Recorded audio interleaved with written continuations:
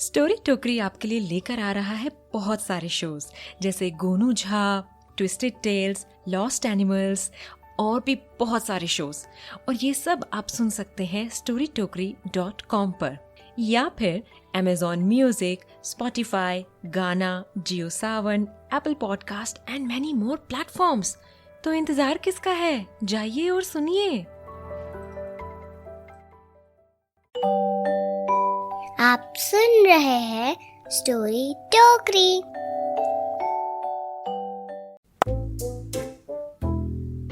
नमस्कार मेरे छोटे और बड़े दोस्तों, मैं हूँ स्नेहा और मैं लेकर आई हूँ स्टोरी टोकरी ओरिजिनल की एक मजेदार सी कहानी खेल खेल में। कहानी है ये सन 2000 की।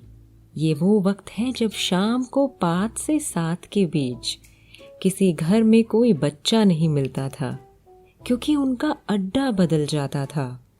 वो गली मोहल्ले, खेत मैदान में पंछी, भंवरे, तितलियों की तरह मंडराते थे। ये दिन का वो समय था जब वो जिंदगी की पढ़ाई करते थे। ये कहानी है दुर्गा एन्क्लेव के बच्चों की। वो 5 बच्चे पास वाले खाली प्लॉट में रोज क्रिकेट खेलने जाते थे। उस समय में अच्छे मजबूत बल्ले हर बच्चे के पास नहीं मिलते थे, किसी किसी के पास होते थे। और इस टोली में वो बल्ला हुआ करता था चिंटू का।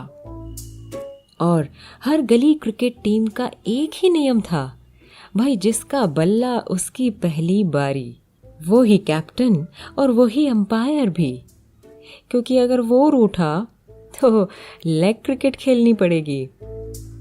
गेंद लाने वाला नाराज हुआ तो किसी दूसरे के पास मिल ही जाती थी। सब बहुत अच्छा था, पर उनकी लाइफ में एक विलन था।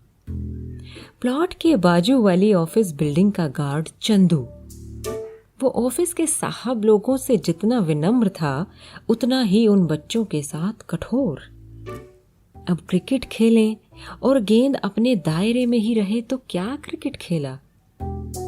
कितना ही कोशिश करते, पर जब जोश अपने चरम पर होता था तब बल्ला घुमाकर गेंद को उड़न तश्तरी की तरह दूसरे ग्रह में भेज ही देते थे। और उस दूसरे ग्रह का वासी था चंदू। जब उनकी पहली गेंद ऑफिस के चौक में गिरी और बच्चे चंदू से मांगने गए तो उसने उन्हें झड़प दिया और धमकी दी। बोला, एक तो शोर करके हमारा सर दर्द करते हो, ऊपर से फिर ये गेंद फेंके हो कि हमारा सर फूट जाए। एक बात सुन ले, अगर ई गेंद दोबारा यहाँ आई तो फिर याद रहे कि हमारा नाम भी चंदू है। बच्चे तो बस अपनी गेंद वापस पाकर खुश थे। उनको कहाँ पता था कि चंदू भी पक्का खिलाड़ी था। 2 दिन बाद जब गेंद दीवार पार कर गई तो बच्चे मासूम सी सूरत बनाकर अपनी गेंद मांगने गए। चंदू भी जैसे उनका ही इंतजार कर रहा था। बोला, क्या चाहिए बे तुमको? अंकल, हमारी बॉल गलती से आ गई। बॉल? कौन सा बॉल? अंकल, अभी अभी आई है, अभी अंदर ही गिरी थी। अच्छा, क्या रंग था? बच्चों को जैसे थोड़ी सी उम्मीद की किरण दिखाई दी। वो सारे बोले, अंकल अंकल, रेड कलर की, अंकल रेड कलर की थी। हाँ, लाल रंग की गेंद। और उसने अपना हाथ आगे लाया तो उसमें एक लाल रंग की बॉल थी। बच्चे देखकर खुश हो गए कि बॉल मिल गई। अंकल यही है अंकल, ये हमारी है ये वाली। पर खुश होने में थोड़ी जल्दबाजी कर दी। चंदू बोला, अच्छा हाँ तो बताओ कितने निशान हैं इस पे? निशान? अंकल बहुत सारे होंगे निशान, तो पुरानी हो गई है। कितने हैं, कैसे बताएं? नहीं, पर तुम्हारी है तो तुमको तो मालूम होना चाहिए ना। तो चलो बोल दो कितने हैं। जो तो बताए सही, तो गेंद तुम्हारी, नहीं तो हमारी। बच्चों ने एक दूसरे के मुंह की तरफ देखा और फिर गेंद के हकदार रोहित को आगे कर दिया। रोहित बोला, खरोच जैसे हो सकते हैं अंकल, पर निशान तो कोई नहीं है।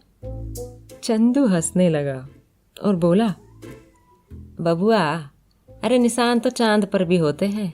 और फिर ये तो बॉल है, पर मतलब ये है कि ये तुम्हारी तो नहीं है, इसलिए अभी निकलो यहाँ से, वरना साहब लोगों को शिकायत करेंगे तुम्हारी।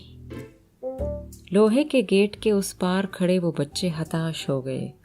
अपनी गेंद के इतनी पास थे, फिर भी उसे ले नहीं सकते थे।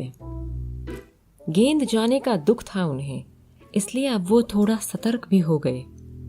जो गेंद लाते खेलने को, उसका अच्छे से निरीक्षण कर लेते पहले कि कितने निशान हैं। एक हफ्ते बाद फिर से गेंद दुश्मन की सीमा में चली गई और गेंद थी संजू की। वो बड़े आत्मविश्वास के साथ चंदू के पास गया और बोला, अंकल लाल रंग की गेंद है और 5 निशान है उस पे। चंदू ने अपनी आंखें कुछ सिकोड़ी, जैसे दिमाग में कुछ खुराफात चली हो।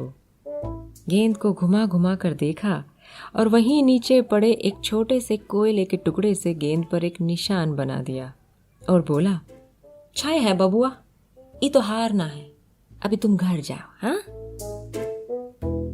अब यहां से शुरू हो गया एक नया ही खेल, चूहे और बिल्ली का। बस इस खेल में बिल्ली यानी चंदू ही बाजी मार रहा था।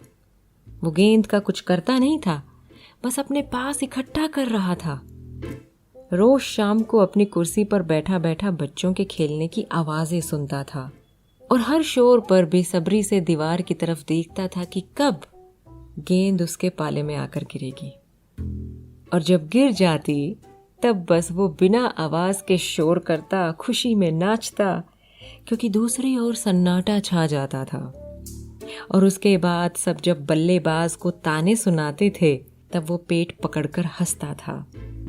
6 गेंद जा चुकी थी, 3 गुल्लकें टूट चुकी थी और टूट गया था बच्चों के सब्र का बांध।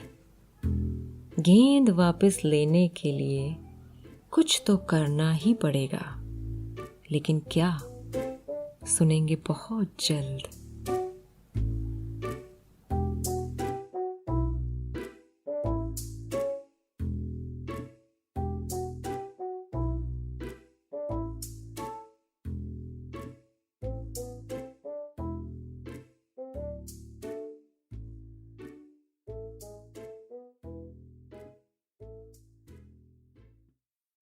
गुड्डू सीधे बैठो।